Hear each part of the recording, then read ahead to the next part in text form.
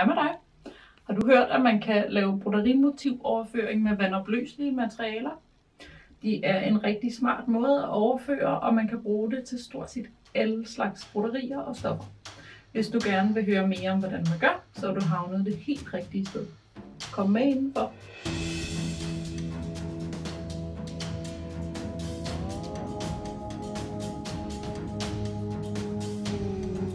I denne her video skal vi snakke om forskellige vandopløselige materialer, som man kan bruge til broderi. Det er 4 forskellige typer, jeg kommer til at vise, hvoraf den ene af dem er soloflisen, som jeg bruger rigtig meget.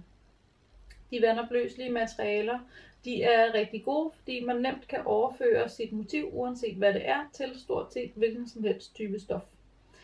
Det man skal huske med de vandopløselige materialer er, at de jo er vandopløselige og derfor skal vaskes ud. Så hvis det du broderer på ikke kan tåle at blive vasket, så skal du finde en anden overføringsmetode.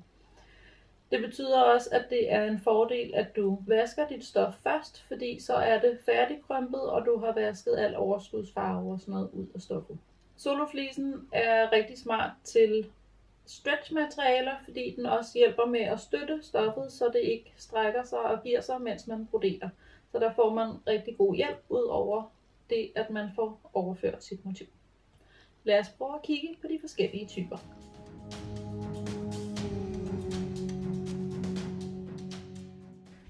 Det første vandopløselige materiale, det er ultrasolvin, som er et ret kraftigt materiale. Det er rigtig godt, hvis man skal lave frihåndsmaskinbroderi, som der er blevet lavet her. Og der kan man simpelthen opfinde sit helt eget stof, hvis man vil det. Så kan man lave sådan en sandwich af det, hvor man lægger garn ind imellem, og så syr henover. Men man kan også lægge det direkte på sit stof, og så have tegnet motivet op, som man så broderer efter. Det her er ret kraftigt, så jeg vil fraråde, at man bruger det til håndbroderi, fordi det simpelthen er for hårdt at stikke igennem.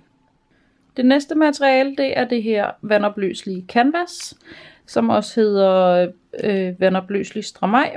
Og det er godt, hvis man gerne vil brodere korsting, for eksempel, på noget stof, som ikke rigtig er så velegnet til korsting.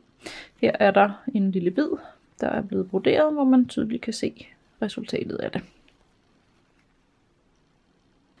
Den tredje er det her, der hedder Solofix, som i princippet er det samme som soloflisen, men som har lim. Det sidder på papir, og så kan man tage det af, ligesom et klistermærke, så er det klister på den her side, og så sætter man det fast på sit stof. Jeg har ikke selv prøvet at arbejde med det, så jeg ved ikke helt, hvordan det opfører sig. Jeg vil gætte mig til, at det fungerer rigtig godt på for eksempel glatte bomuldstoffer, hvor der ikke er så meget lurv eller struktur i stoffet. Men jeg tror, at hvis man bruger det til uld for eksempel, så vil det simpelthen det vil bare sidde fast i hårene, og så vil det ligge sådan og rykke rundt.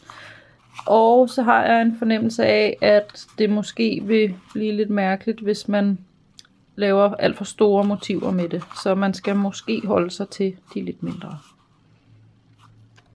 Den sidste er soloflisen, som jeg er rigtig glad for, som er et ret tyndt materiale. Det ligner fliseline til forveksling, men er det ikke.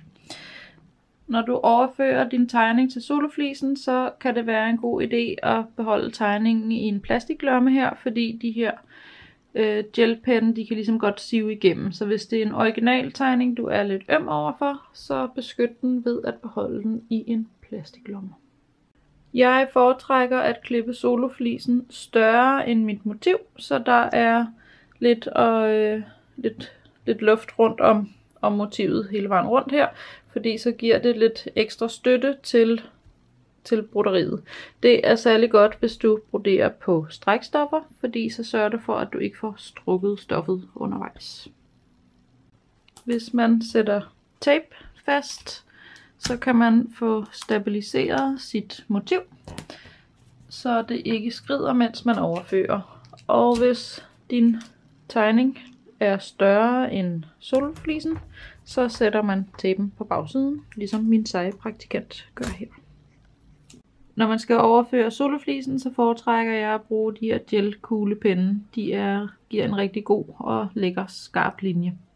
Hvis du skal overføre til lyst stof eller brodere med lyst garn, så vil jeg anbefale dig at bruge en lidt lysere farve som den grønne eller en rød for eksempel, da de sorte eller de mørkeblå penne godt kan farve af og misfarve stof og garn. Undgå blyant, fordi blyanten den har det med at smatte ud på soloflisen. Og undgå for alt i verden tus, fordi der er simpelthen så meget væske i tusserne, at soloflisen går i opløsning. Soloflisen placeres der, hvor man godt kunne tænke sig sit motiv. Og så starter man med lige at nåle den fast med nogle almindelige knappenåle, så den ikke smutter sin vej. Efter du har nålet, så rier du soloflisen fast. Og for at få et rigtig godt resultat, hvor man er sikker på, at motivet ikke skrider undervejs, så kan jeg godt lide at ri både rundt om motivet og ude i kanten her langs soloflisen. Og så faktisk også inden rundt om på indersiden her. Fordi når man broderer, specielt hvis man broderer i lidt tyk stof, så kan soloflisen godt sådan ligge og forskubbe sig, og så får man jo et skævt resultat. Jeg kan altid godt lide at bruge broderirammen, og rammen den er også med til at sørge for, at motivet ikke ligger og forskubber sig på stoffet. I og med at soloflisen er vandopløselig, så kan man godt opleve, at det kan gå sådan lidt i opløsning efterhånden, som man har siddet med det i hånden mange gange. Derfor så kan det være en god idé, at man lige folder sit stof her, så man holder fast på stoffet i stedet for direkte på soloflisen. Det er nemlig sådan, at soloflisen den kan sådan gå helt i opløsning, hvis man har det lidt varmt i hånden. Hvis man er ude for, at det går i opløsning på den måde, så kan man gøre det, at man lige tegner den bid op igen af motivet, der er gået i opløsning. Og så laver man bare en lille ny bid, som man lægger ovenpå, som en puslespilsbrik her.